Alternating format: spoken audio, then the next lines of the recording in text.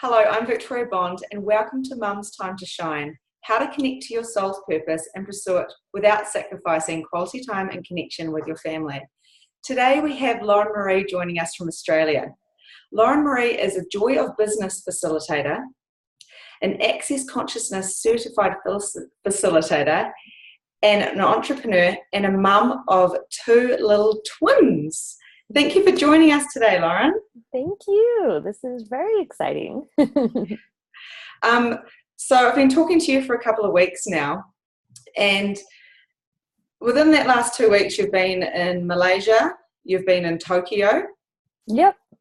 And yeah, so that leads me straight into the question of, oops, I just lost myself. Don't fall. Sorry. It leads me straight to the question of, how do you do it? How do you be a successful entrepreneur, businesswoman who's constantly looking for more and creating more, and be a mum and travel? Like, how do we get that balance? Yeah. How do you? I would actually start by saying that choice is the most important thing here. And wherever there's a how, you might want to just delete the how and choose, because you'll never figure out the how. Like, you have to figure it out on your way there. Whatever you think will be the how is never the way it actually ends up being. So it's all about the choice. I mean, I know when found out I was pregnant with twins, I freaked out for a while. And then I started trying to figure out how I was going to do it.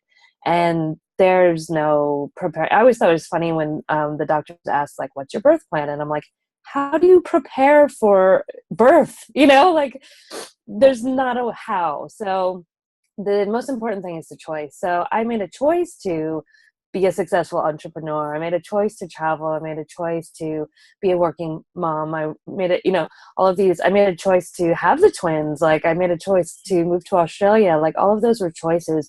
Mm-hmm. And then I figured out how. And I actually didn't figure out how. I just kept asking questions and making choices and looking at what are all the possibilities and choosing again. Mm. And so you're not even from Australia originally. No, I'm from America. Yeah, so that's a massive, living in a different country from your family and having children. I know personally I moved town back to where my parents are when I had my first child, so I could have that little bit of help, because myself, I've always wanted to be creative and create more, and I didn't want to just sit at home. So I thought I needed my parents. So that's even huge in itself. So Yeah. do you surround yourself with a team of people that you can rely on to help you out with your kids? Well, I wish I had a team of people. I have a really amazing husband who is a stay-at-home dad. He also works from home. We both work from home when we're not traveling. Mm-hmm. And we take the kids with us whenever we can. Like, we took them to Malaysia. So no, we don't really have a team. His family doesn't live here. My family doesn't live here, but we've actually asked the kids, and they're nearly 3. They're not even really talking, but we've asked the kids since they were actually in utero what they wanted to create. And as weird as that sounds, they've actually contributed to finding those people who would help out. So we have amazing friends. We have an amazing babysitter, an amazing part-time nanny. Like, and along the way, people have shown up by us asking, like, who else wants to come in and contribute to our family and to be a part of their lives. And weirdest ways, people have found us. Mm. And yeah, do you find that in today's society, the mums are trying too hard to do everything ourselves, be mum, have businesses without having the help? Because, we don't have that kind of, the village that, they say it takes a team, and you just go, no, I have to do it all by myself.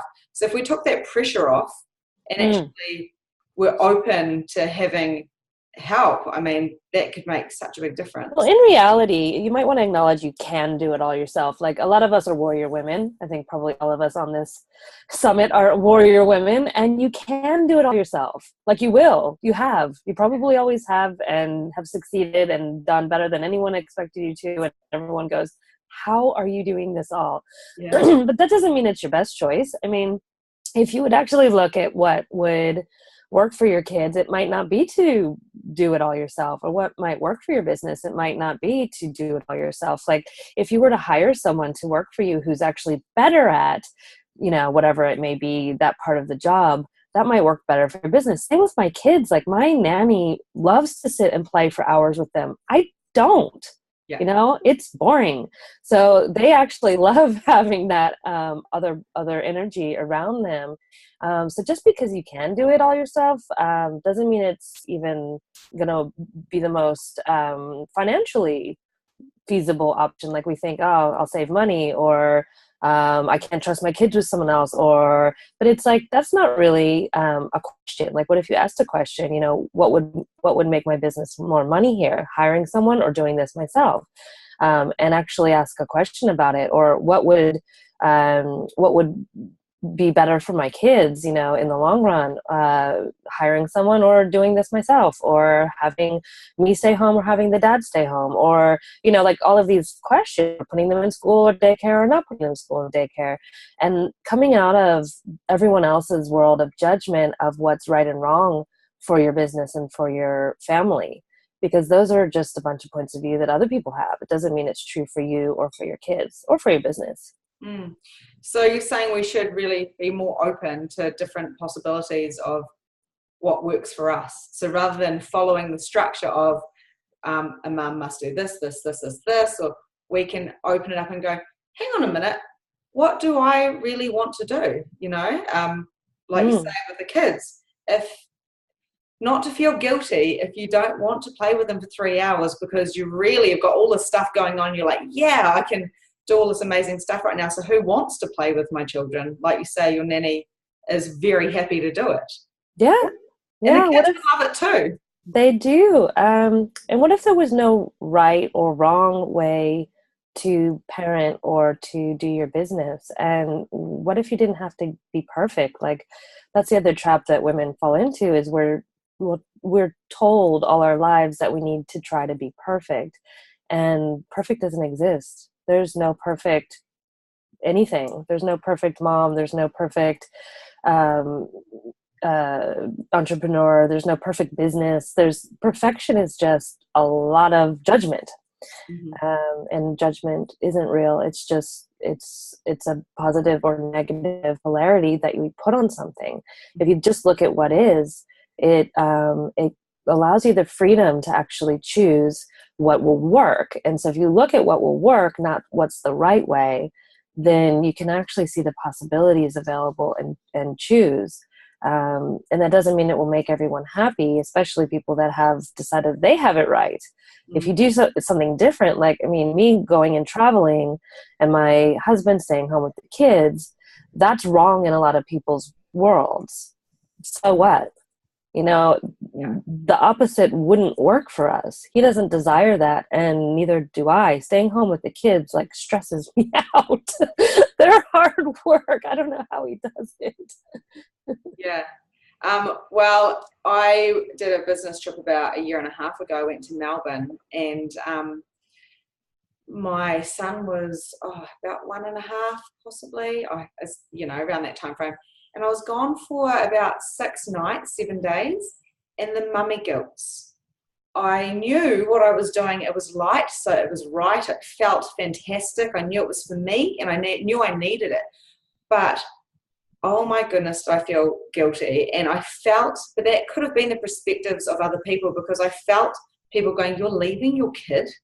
Like, you're leaving him for 6 days? And I was like, yeah. And I felt sick when I was on the plane. It's because I was like, I am such a bad mum. So how do we change that when we start feeling, I know better now, but when we start feeling those guilts of, I should be the one that's with my child 24/7, how can we kind of unwind out of that kind of mind thought? Well, guilt is actually what we call a distractor implant in access consciousness, and it's designed to stop you from from being aware of what you're aware of. It's designed to stop you from being, it's designed to stop you. So whenever guilt comes up, it's like, actually look at that and question it, and you can destroy and uncreate it. So you don't have to buy into guilt. And it is, if you ask this question, like, who does this belong to? Is any of that true for you? Is that really your point of view? Sometimes it's your kid, actually. Kids use guilt to manipulate. Let's just put it out there. Kids are very manipulative. I don't care how old they are. They know how to manipulate with tears. They know how to manipulate with smiles. They know how to manipulate with guilt. And so do parents. And so guilt is a way that people use to control you. If you buy into the guilt, then you will be owned and controlled by everyone around you. So that's your choice. Be owned and controlled, manipulated, or look at what's actually true. Now, I know, like, for my daughter's very independent, completely unlike myself. But me actually choosing from a space of possibility and looking at, okay, if I travel, what will that create for our family?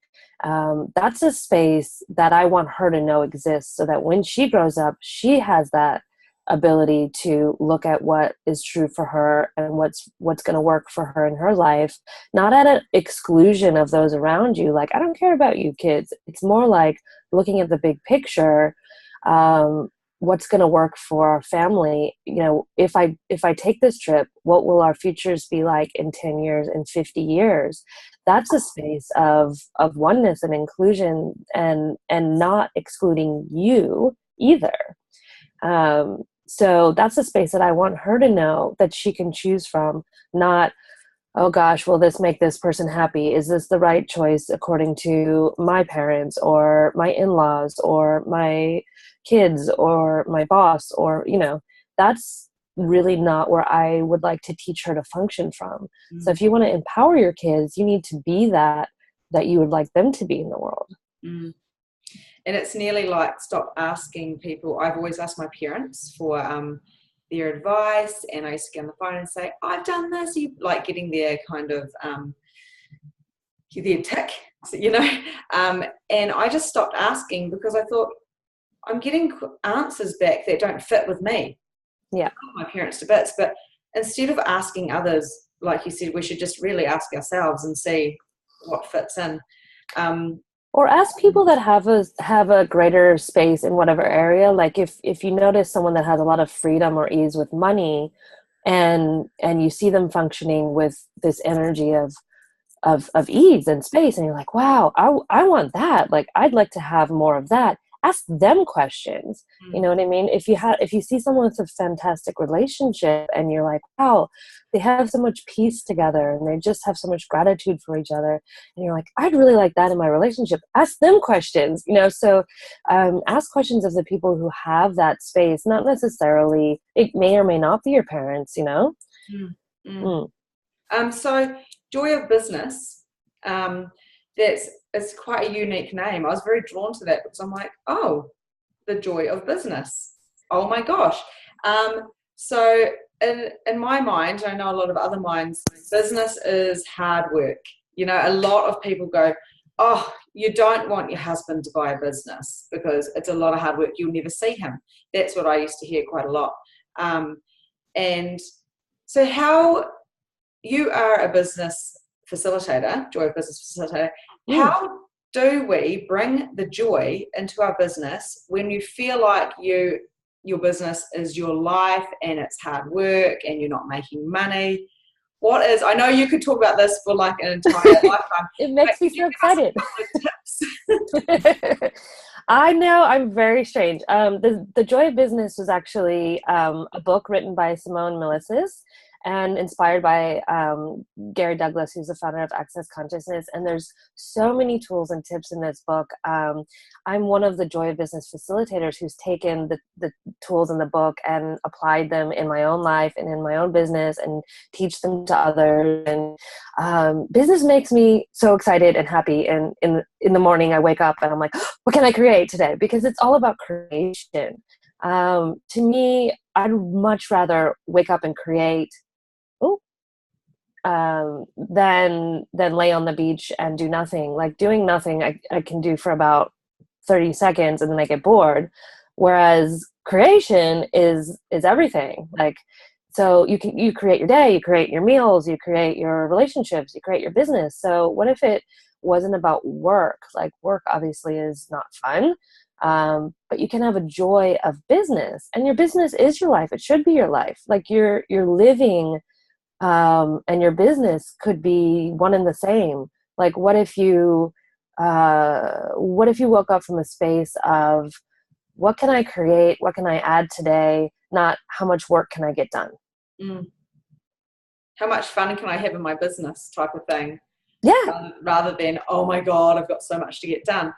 Yeah. So rather than separating it from ourselves, you're basically going, okay, cool, this is my life and I'm going to have fun with it.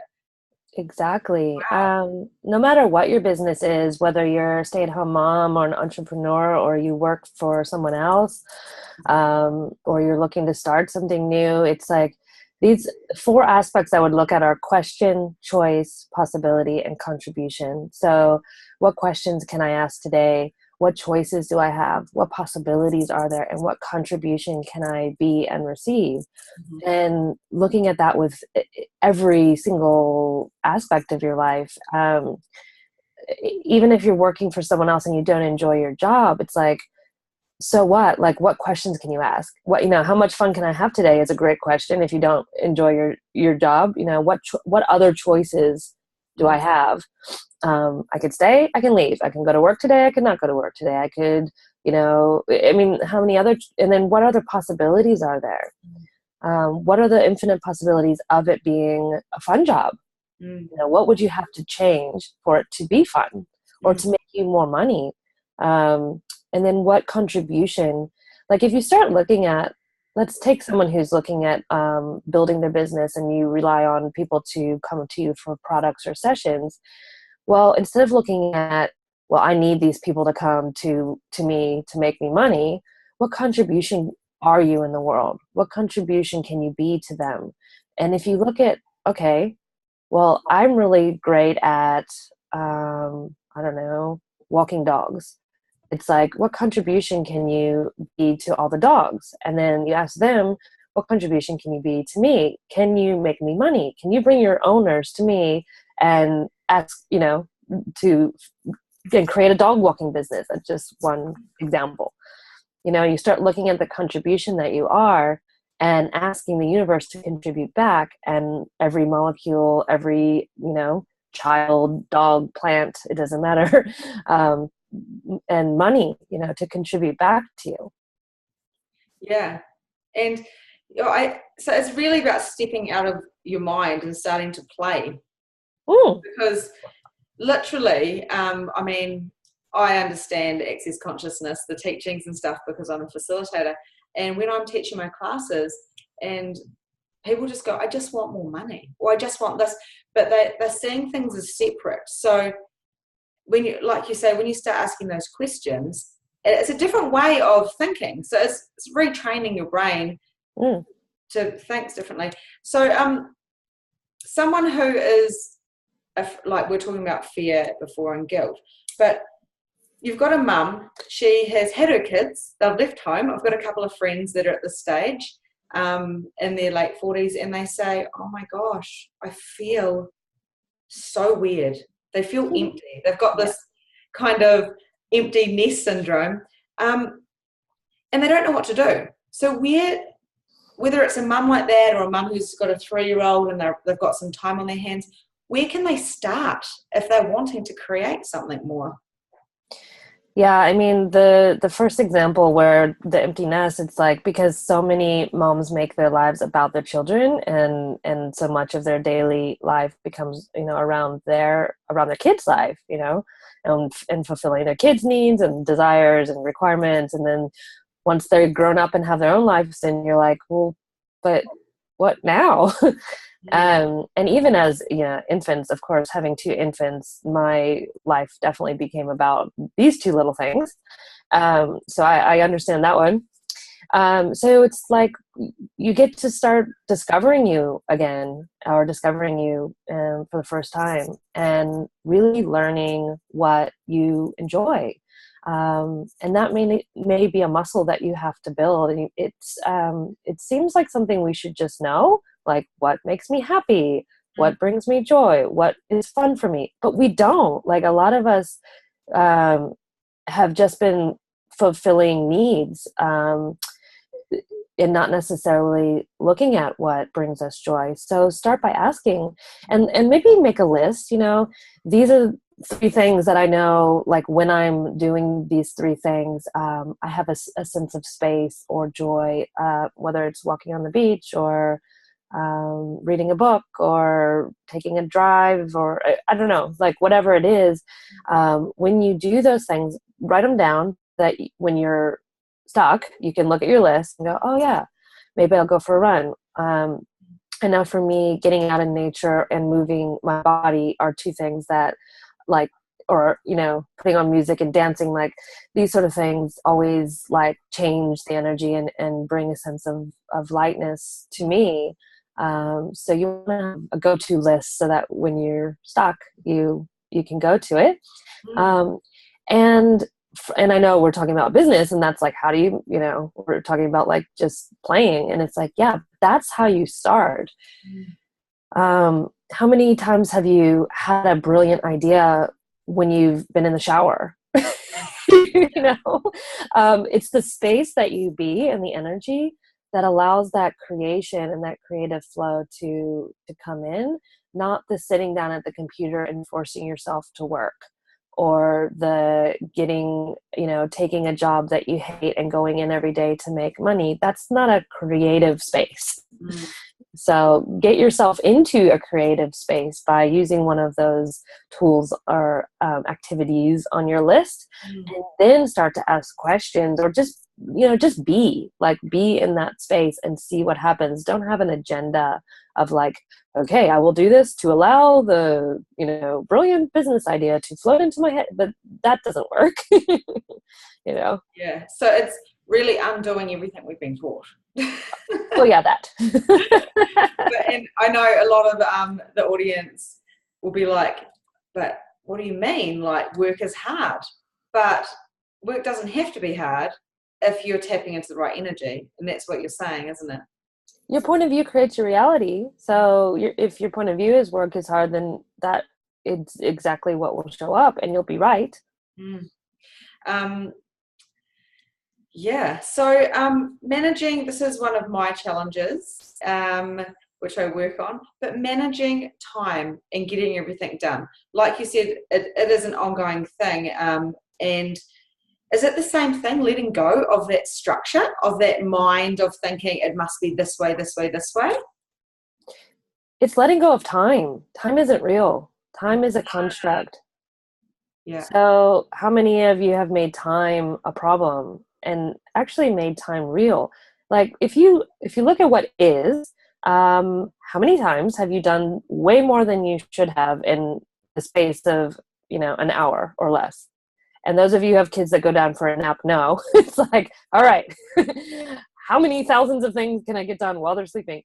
And then there's other times when it just drags on and or it goes way too fast. Like it's not real. It's a construct.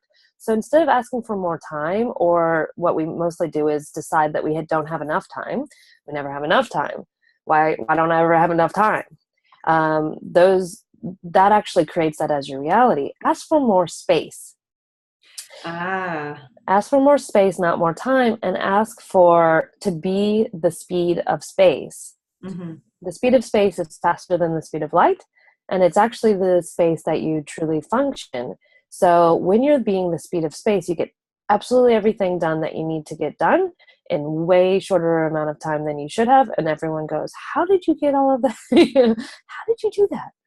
Yeah. It's like I was saying, and I was thinking today, I was like, oh, I'll be chatting to Lauren. How cool. Oh, she's been in Malaysia. She's been in Tokyo. She's got twins. And I thought, oh my gosh, she's not just, teaching about business. She's totally practicing what she preaches. You're living it. Where a lot of people have business and, they know what to say, but they don't necessarily practice it, if you know what I mean. So you are actually doing that, which is really cool. Yeah. And it's something that every day it's a creative process. It's not, I don't have it right. I haven't made, like, every day I'm in question about what next.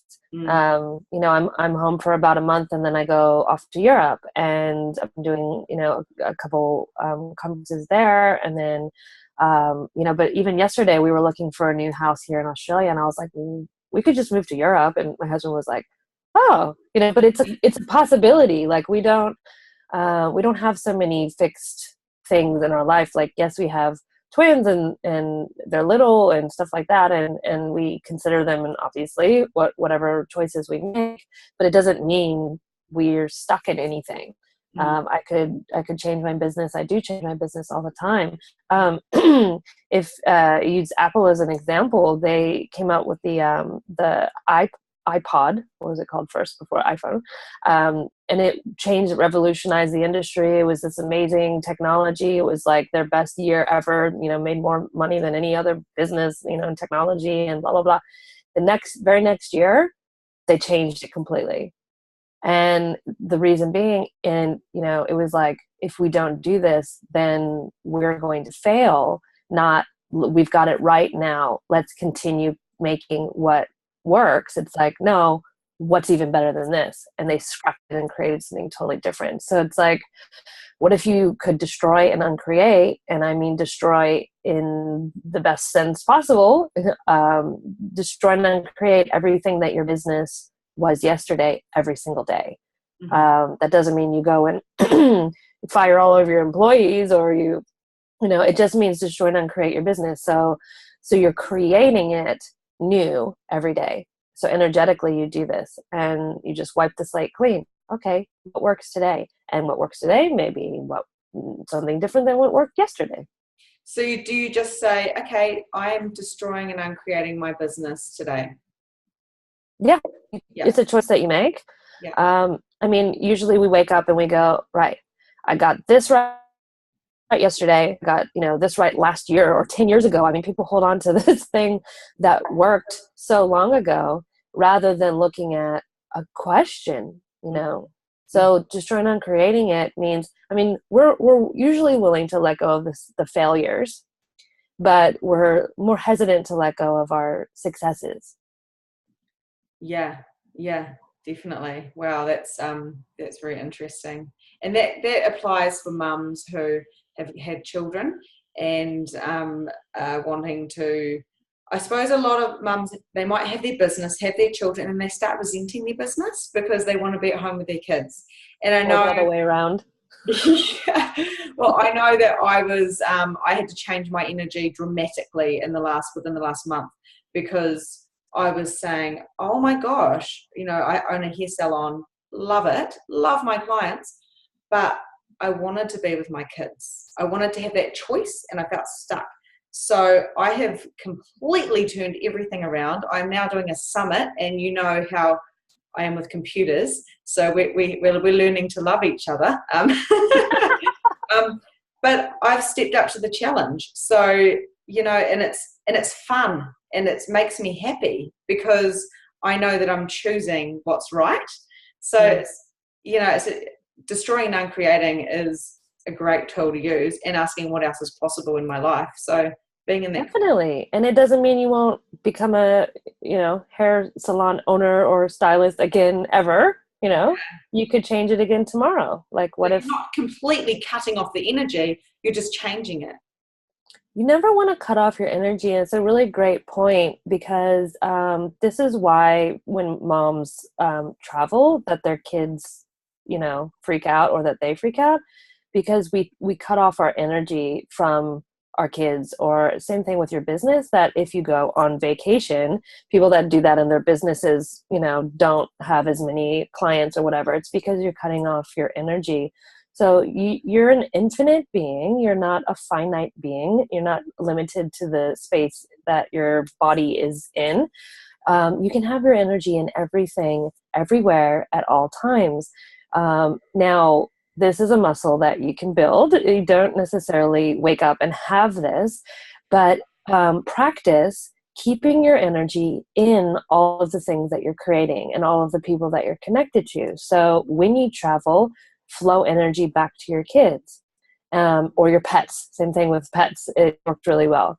So, and the way you do that, you can start out by looking at a picture of them if you want, and just flow and just ask, for your energy to flow to them. Fill them up with your energy so they feel you there. It's so much more about the energy than it is about your physical presence. So they'll be connected to you. Same thing with your business when you travel, or if let's say you have two different businesses. When you go to work in one, flow energy to the other one.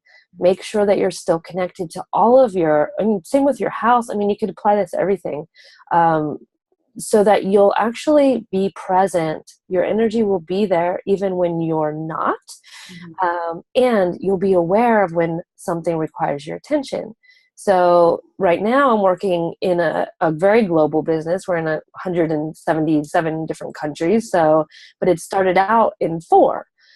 And the way it grew was by us waking up and going, where is our attention required today?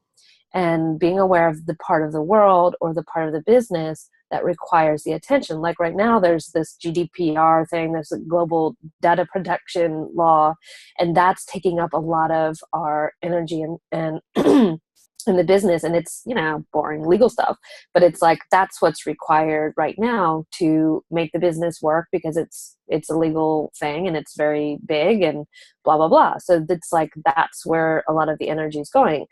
Soon that will be taken care of and it's like something else will be required. So always having your energy and not cutting off your energy from any aspect of your life, your business, your home, your family, and different projects, and waking up and just asking, where's my energy required right now? That's perfect. Thank you for that, because I literally see my businesses as separate entities, and so actually like the whole entire, everything you've said about just integrating everything, stop separating everything. Well, they're all connected to you. Now, we're running out of time. We've run out of time. So I know you've got this amazing gift, and any mums that are wanting to create more for their businesses and stuff, this is perfect for you. So can you tell us about what you're offering, please? Sure. So I created a 30-day guide to online business creation. A lot of what's required nowadays is very technical. So getting website up there, getting, your email list together, like growing your list, having an opt-in, using Facebook and social media, understanding the algorithms, like weird, nerdy stuff like that. So there's 30 days of what I call tech tips. I make it really fun because it's fun for me. I think it's easy and fun, and it should be for everyone. So I try to break it down. It's obviously 30 days is a really long time. So you don't, when you're dealing with like your business and growing it online. So once you pop your email in there, you'll get the first day. It's there for you for as long as you want it to be. They're video tutorials. Some of them are like a little bit more in depth that you can purchase along the way. The other ones are just like a quickie tip for the day, depending, like obviously building your website takes a little bit longer and stuff like that. So there's some longer tutorials, some shorter tips. But by the end of the 30 days, you have all the information that you need to have pretty much every aspect of your online business handled. So wow. That's fantastic. I mean, any mums with these tips that you've shared with us, plus that gift, I mean, there's no stopping you. So get Go out. play, have fun. Yeah. So, Lauren, we can find you on meetlaurenmarie.com. Yep. And also on YouTube, you've got some great videos. Oh, cool. I love them. I watch them all the time. And so, guys, check her out on YouTube as well. And where else can we find you, Lauren? You can find me on Facebook, Lauren Marie, and the tech guide is techtipsbylauren.com. I have a Kajabi site with a bunch of products up there that you can they're all pretty cheap, and Kajabi's great. You can just watch them online and yeah, play. Cool. Awesome. Well, thank you so much. We'll have all the links on here as well, so you guys will be able to find her with ease. And thank you. I'm so excited to see what you moms create out there, and really just go shine. And we're looking forward to hearing more from you, Lauren, because you are incredible. Thank you, Victoria. This is awesome. Thank you so much. Have a lovely day with your children, and thank you again for getting up so early to do this interview. Very much. No worries. Cool. Thank you. I'll see you later. Bye.